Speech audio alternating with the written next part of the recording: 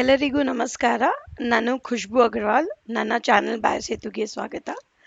So in this video, I'll be talking about KCET 2020. That is, how about the exam? What kind of exam is this? What are the important dates for the exam 2020? Then eligibility, then how to apply for the exam. So all these things we are going to talk about in this particular video. So if you have not subscribed to my channel, so I'll request please subscribe to my channel and press the bell icon to get the notification for my other videos when I'll be uploading. Okay, so let's start for today's session. So, Karnataka State Eligibility Test for Assistant Professorship. Every year, once this exam, this is a state exam which is conducted by Karnataka State exam. So, this is conducted every year. So, Karnataka State Eligibility Test Center, University of Mysore. So, Mysore is the nodal agency recognized by UGC.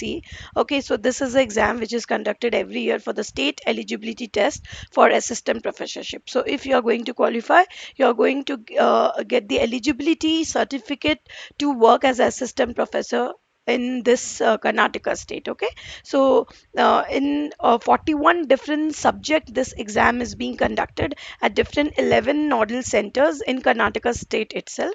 So we will be talking first about the important dates. So if still you have not filled the form for Karnataka state exam, so you can definitely now also fill the form, because the exam date is up till 25th of May 2020, with the additional charge, that is the late submission fee. You'll have to pay an extra of 250 rupees. So this is the actual fees for general 1150. Then category wise the fees is like this, 950 and 650. And if you are now going to fill the form, if you have not still filled the form, so now also you can fill the form up till 25th of May 2020 by an additional charge of rupees 250 rupees. Okay, and the date of exam is 21st of June 2020. So now the latest update is initially the date of exam was 12th April, but now because of this COVID-19 situation, the exam date is revised, and now the new exam date is 21st of June 2020. So if you have not still filled the form, you can definitely go forward and fill the form. Now, first of all, you must be eager to know about the eligibility of this exam. So the eligibility condition, the first is the marks which you have secured in your master's degree. So candidate who have secured at least 55% of marks, that is for the general categories, and for 50% for the STSC category. So this is the minimum percentage of marks for your master's degree. This percentage of marks if you have secured, then you are eligible, you can fill the form. And for the candidate who are the appearing ones, those who are now pursuing master's degree first or second semester, so they can also opt for this exam, but again, after they will qualify, the minimum eligibility they should attain like 55% and the 50% based on their category. Now, the third eligibility criteria is the candidate shall appear for KCET in their relevant subject of their post graduation. That means for their master's subject, what was their master subject, that subject only they can opt. So this Karnataka state eligibility test is conducted for 41 different subjects. So you can see for what subject you are opting, what subject was your master's degree post graduations, so that you can opt for the same subject. If your subject is not there, then you cannot fill the KCET form. Then you may opt for some other exam like UGC NET or CSI exam. You can opt for those exams also. Now the fourth eligibility is for the PhD degree holders. So many of the students who are PhD degree holders, who wants to again sit for this exam, they can also opt for the exam whose master's level examination has been completed by 19th September 91, 1991. Up till then, if they have completed their master level, so they are eligible for this. So they can fill the form, and for them there is relaxation of about 5% marks. So in aggregate, if general candidate, so not 55, for them it will be 50%, and for category it will be 45% instead instead of 50%. So there is 5% relaxation for them for appearing for any state exams, okay, as per the UGC grant. Now the fifth eligibility is the candidate of other state also can sit in this exam, and this is very very important eligibility criteria. Most of us do not know that for the state exams whether the other state candidates are eligible or not. So yes, we can definitely sit for this exam Karnataka. If you are belonging to some other state also, we can definitely go forward. But only thing is that if you are from other states, so you will be considered general category only. You will be considered, you will not be considered in any category. So for them, for the outside candidate, they will be considered as general candidate because of the reservation policy of the Karnataka government, okay. So you can definitely offer this exam. So sixth one is candidate who become eligible in previous cases, they are not apply, they cannot apply, they are not eligible to sit again for the same subject. You cannot sit twice for the same exam if you have qualified once. If you haven't qualified, then you can definitely give. But if you have qualified once, you cannot sit for the same subject twice, okay. So this is another very important point. Then age limit is, there is no upper age limit to apply for KSET 2020. There is no, because it is not giving you any eligibility for JRF. This is for assistant professorship. So there is no age limit to apply for this KSET 2020. So if you have not applied, then please, you can definitely go forward and you can apply. The only thing is that the centers will be in Karnataka only. The exam center will be Karnataka only. So if you're from outside state, then you'll have to come Karnataka based on what you have filled for your centers, and you'll have to come and you'll have to give the exam. Okay. So as I said, 41 different subjects are there for KCET exam. So I'm from life science background, so this we are talking about life science exam. So our subject code is 28. So life science is under subject code 28. We can see life science is here, so we can offer this life science category. This is the subject. That different subjects, you can just see there are total 41 subjects in which the Karnataka state eligibility test is conducted. Okay, so 28 is the subject for the code for the life science, and these are the 11 test center which you need to opt for your exam. And note that the test center, once you will be selected, is final. There is no correction window opening as in CSIR.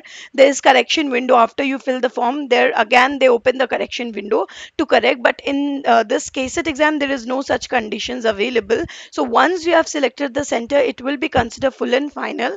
So before selecting the center, first go through the areas which is near to you, and then only try to select the center. So these are the 11 centers and with their center codes. So try to see first where you want to offer the center, and then definitely you can go forward, okay.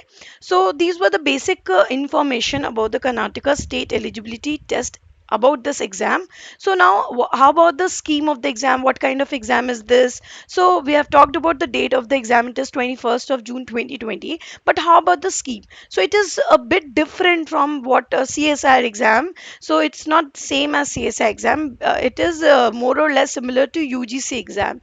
So in this we have two paper 1 and paper 2. Two exams have been conducted, two different papers are there, paper 1 and paper 2. The maximum marks of paper 1 is 100, and for paper 2 is 200, and there are 15 questions available in paper 1 and 100 questions in paper 2. So that means 2 marks each for your questions. So 50 questions, that means 2 marks each, it is 100, and 100 question 2 marks each, total marks becomes 200. And one more important point is there is no negative marking, and this is offline OMR sheet you will be provided, offline exam, this is test booklet will be provided, no online exam is there. So but form you can fill online. So online application you can definitely fill for this, so we'll be talking about that also. So for the scheme of exam and for in detail about the exam, about what kind of questions comes, we'll be definitely uploading more videos for this. In this just see there is two papers, 1 hour first paper and 2 hour for the second paper. So overall 3 hours you will be given. Okay, so there will be gap of half an hour in between paper 1 and paper 2.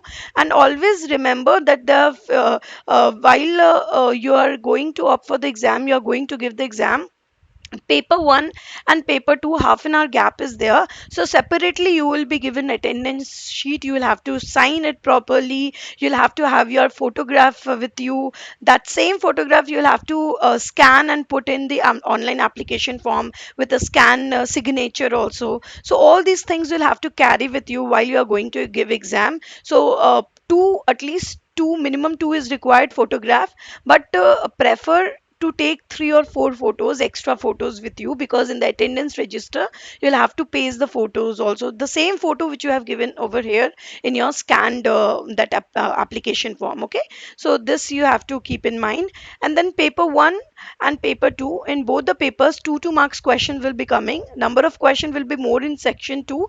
Paper 1 is a general paper, that means teaching aptitude, general aptitude, research aptitude kind of questions will be, reasoning type of questions will be coming, which is a compulsory paper for every state, every paper for different subjects. So this is paper 1 is a common paper. Then paper 2 is a subject paper. So for what subject you are opting, like we are opting for life science, so paper 2 will be having 100 questions, objective type MCQs type of question of your own subject.